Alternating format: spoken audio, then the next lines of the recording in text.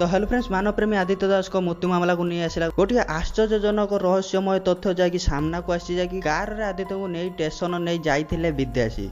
तो हाँ फ्रेंड्स, तो एमती किसी जैकि रहस्यमय तथ्य सामना को आसूसी जैकि सुभाषिष षडंगी जैकि एमती जैकि रहस्यजनक तथ्य सामना को आनी। तो कौन रही संपूर्ण अपडेट न्यूज तो यही वीडियो जानवा पाइबे।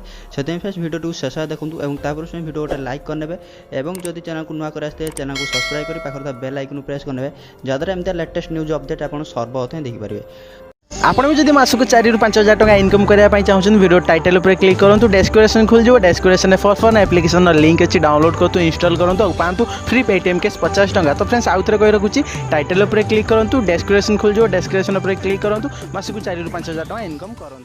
तो हाँ फ्रेंड्स, कार रे आदित्य को नहीं स्टेशन नहीं जाइथिले विद्याश्री एमती जहाँकि संगीन अभियोग आनी समाजसेवी सुभाषिष षडंगी। से निर्भय भाव में सीधा सड़क कहते कि आदित्य को हत्या करा जाए एवं से पुलिस उपर आरोप लगाउछन्ति जे पुलिस जानी शुणी हत्याकांडर प्रमाण नष्ट करुच्ची।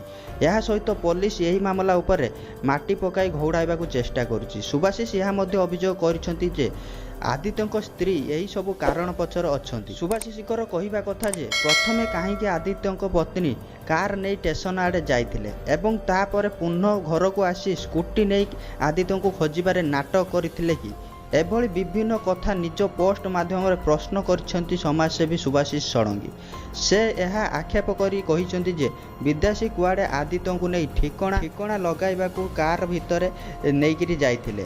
यहाँ पर घर को आसी स्कूटी नहीं पुनः स्टेशन आड़ को अभिनय पाई जाइथिले। यह जना नहीं कि सुभाषिष षडंगीकर यही उक्ति पछरे केते सत रही एवं सुभाषिष यह केउ प्रमाण आधार रे कहिसेंति। कारण आदित्य चाली चाली जीवार दृश्य एक सीसीटीवी कैमेरा मिलता, किंतु आश्चर्यकर कथा यह जे कहीं विद्यासींकर कौनसी सीसीटीवी फुटेज मिल नथिला, जहाँकि बड़ प्रश्नवाची सृष्टि करुछि। जाणीशुणी आदित्यंकर मृत्यु मामला को चापी देबाकू चक्रांत करुछन्ति। एथिरे प्रत्यक्ष किंबा परोक्ष भाव में जड़ित बड़ लोक भी अच्छी एवं जीआरपी पुलिस मध्य यही केस रे सेते तत्परता देखाउ नाही बोली अभियोग करिसेंति सुभाषिष षडंगी। सूचनायोग्य यह जे सुभाषिष षडंगी जड़े साधारण समाजसेवी। सुभाषिष निज फेसबुक रे लाइव आसी आदित्य मृत्यु उपर अनेक प्रश्न उठाई अछंती।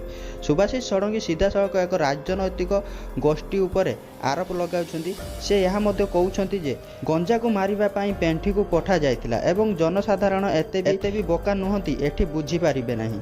से यह कहते कि आगामी पौर परिषद निर्वाचन में कुआडे आदित्य लड़ाक जाऊे। पूर्वर आदित्य मद विरोधी आंदोलन तीव्र कर राजधानी बड़ बड़ अनेक मद व्यवसायी निद उड़ाई देते।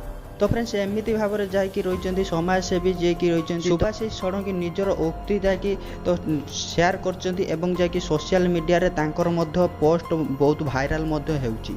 तो फ्रेंड्स आपण मानकु कौन लगुच सुभाषिष षडंगी जहाँ भी कहते कौन सत कथा एवं जदि या पिछरे किसी भी सत्यता रही